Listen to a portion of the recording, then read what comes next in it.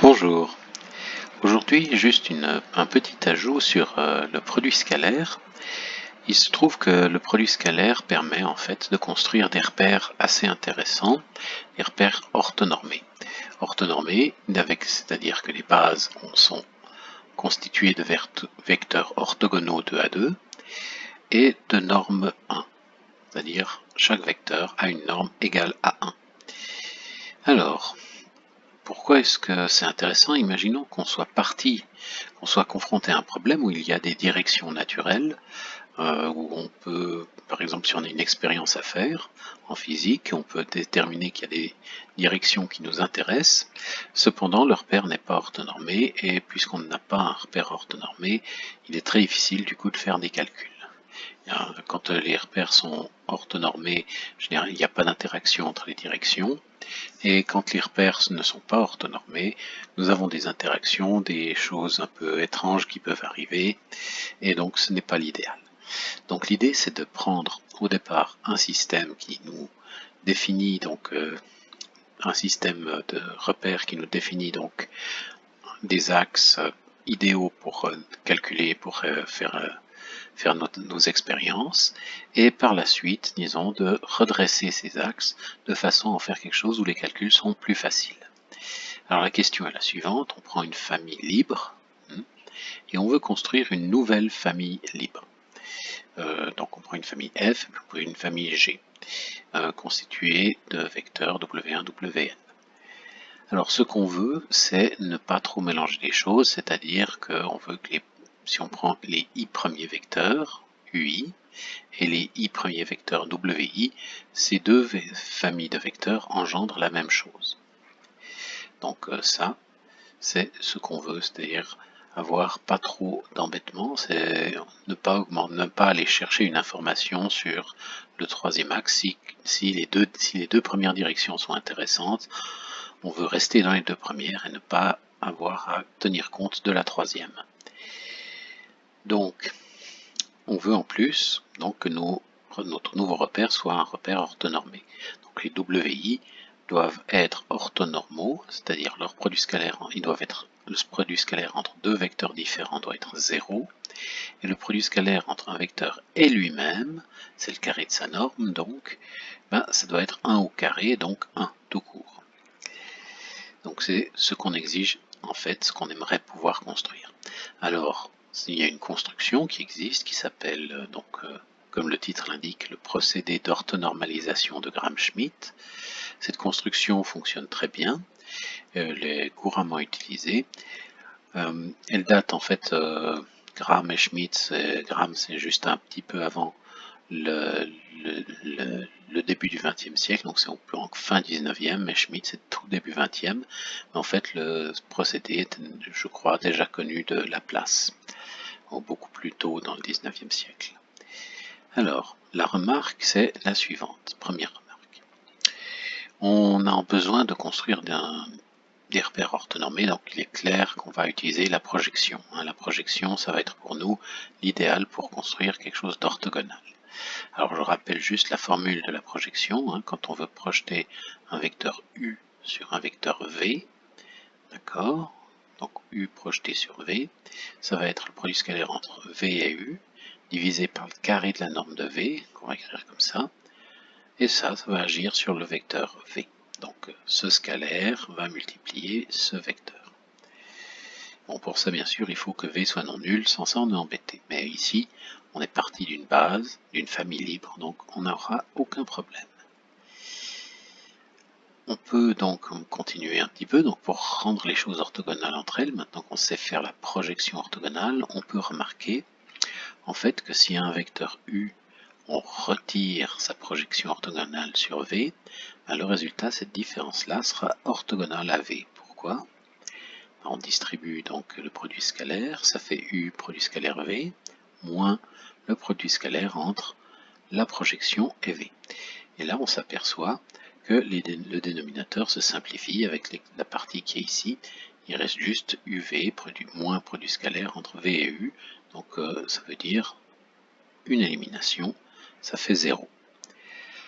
Voilà, donc quand on veut rendre un vecteur orthonormal orthogonal à un vecteur V, ben on peut tout simplement lui ôter sa projection sur V et on obtient ainsi un vecteur qui est perpendiculaire à V. Alors ça peut encore se généraliser un peu. Imaginons, donc ce qui va suivre n'est pas très compliqué, il faut juste suivre correctement et ça va passer très facilement. Même si ça a l'air un peu laborieux, mais c'est facile, vous allez voir. Si on prend une famille, V1 jusqu'à Vn, de vecteurs orthogonaux, donc les vecteurs V1 et jusqu'à Vn sont 2 à 2 orthogonaux. Bon, si on prend V3 et V7 et qu'on fait leur produit scalaire, on doit trouver 0. En fait, pour n'importe quoi. Pour n'importe quelle paire de vecteurs différents, on a un produit scalaire nul. Maintenant, si je généralise ça, si je prends un vecteur U et je lui soustrais les projections de U sur chacun des vecteurs V1 jusqu'à Vn. Alors ce que je prétends, c'est qu'il est orthogonal à tous les vecteurs de la famille. Pourquoi? Il suffit de prendre le produit scalaire avec un vecteur quelconque. Ici j'ai pris Vj, donc produit scalaire entre ce gros vecteur et Vj. On distribue le produit scalaire, tout va bien. Et on se retrouve ici, comme avant, avec des choses qui vont se simplifier.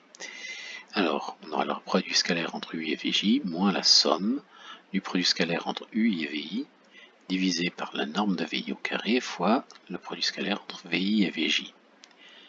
Alors, c'est maintenant que les choses deviennent intéressantes. Le produit scalaire entre VI et VJ, puisque notre famille de vecteurs est constituée de vecteurs orthogonaux entre eux, c'est presque tout le temps 0, sauf si I est égal à J.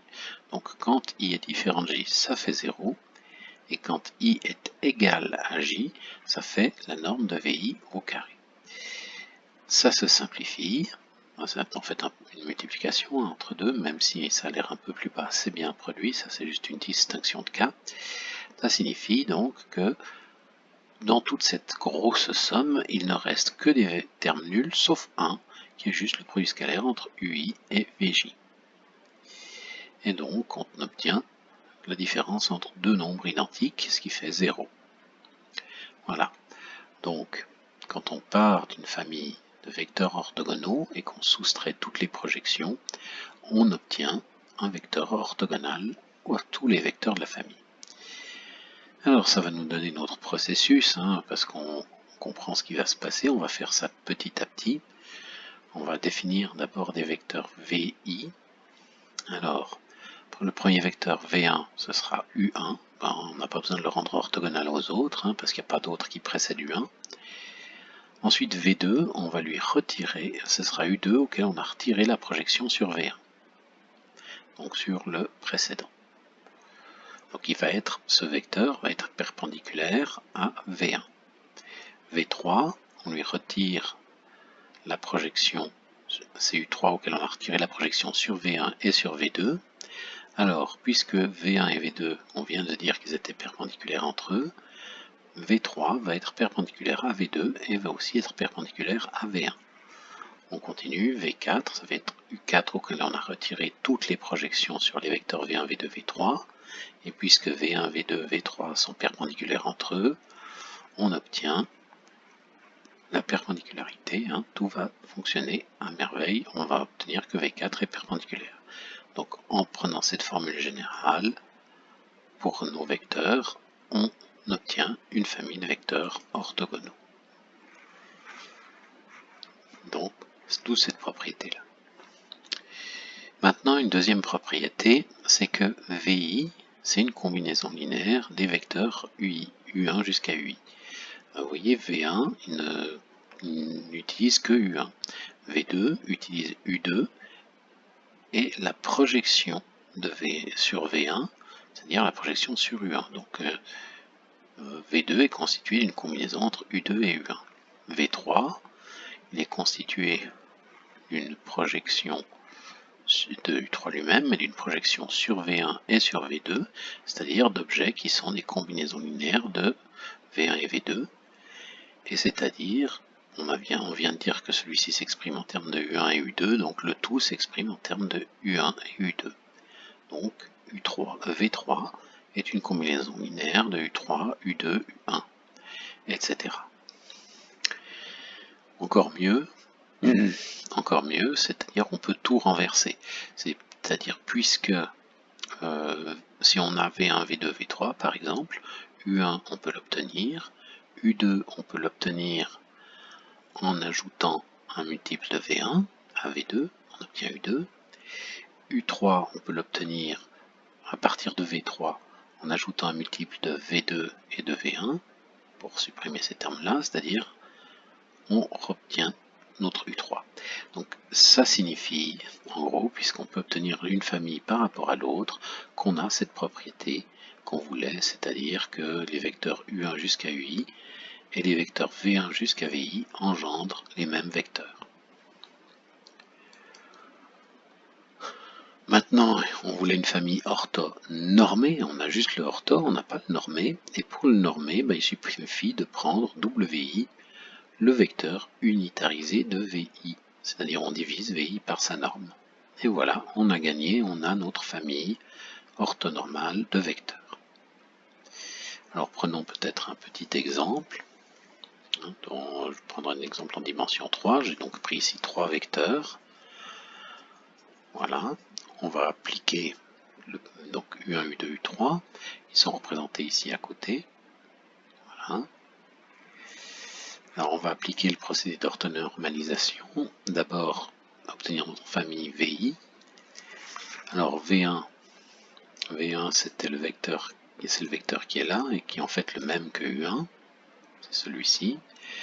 V2, il était là, c'était V2 c'est ce vecteur là, U2 c'est ce vecteur là, et V2 c'est celui-ci. Et on s'aperçoit que bien sûr V1 et V2 engendrent le même espace que U1 et U2. Et finalement V3 s'obtient en prenant U3 qui est ici, et on orthonormalise, on le projette sur les autres, et c'est bon.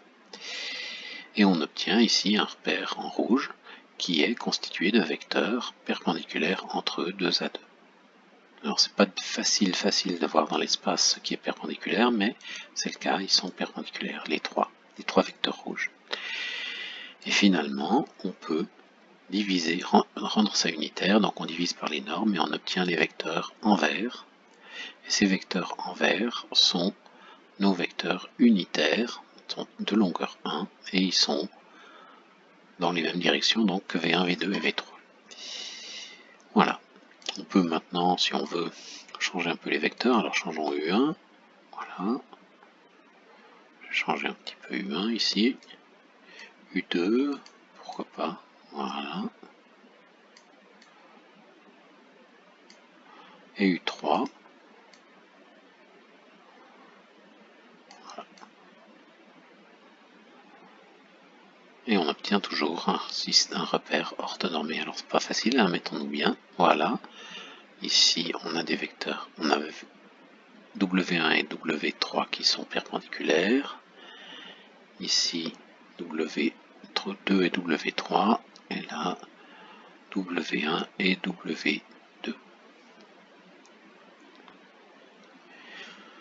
Voilà, donc on obtient comme ceci un repère, plein de repères différents possibles, et ça réagit très vite, très bien, aucun problème.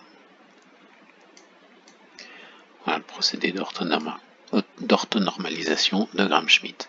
Vous pouvez repasser la vidéo à l'envers, puis vérifier les calculs si vous avez envie, vous arrêter pour ces différentes valeurs-là. Bon, je vous souhaite une bonne journée, à tout bientôt.